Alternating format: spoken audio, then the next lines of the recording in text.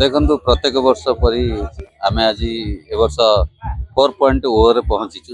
ଚତୁର୍ଥ ବର୍ଷରେ 3 ବର୍ଷର ଯେଉଁ ଜର୍ଣ୍ଣି ଆପଣମାନେ ଜାଣିଥିବେ ସକ୍ସେସଫୁଲି ହେଇଛି।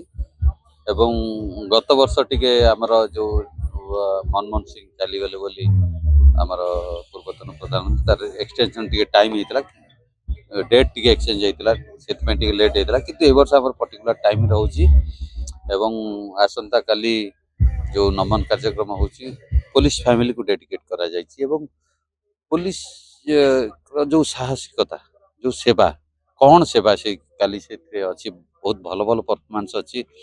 ଯେଉଁମାନେ ଯେଉଁ ଯେଉଁ ଘଟଣା ଗୁଡ଼ିକ ଆପଣମାନଙ୍କ ମାଧ୍ୟମରେ ଲୋକଙ୍କ ପାଖରେ ପହଞ୍ଚିଛି, ପୋଲିସଙ୍କର ଦକ୍ଷତା, ସେଇ କଥାକୁ ନେଇ ସେଇ ଟପିକକୁ ନେଇକରି ଆମର କାଲିର ଥିମ୍ ଅଛି।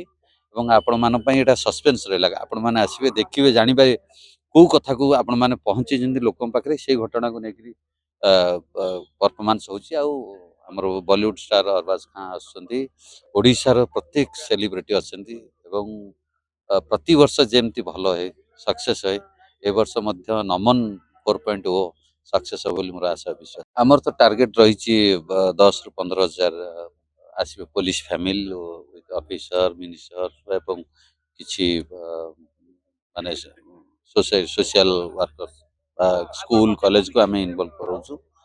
ଏବଂ ମୋତେ ଯାହା ଲାଗୁଛି ଯେତିକି ଫୋନ୍ ଆସୁଛି, ଯେତିକି ଲୋକମାନଙ୍କର ଉତ୍ସାହ ଦେଖୁଛି, ବହୁତ ଅଧିକ ବଢ଼ିଯିବ।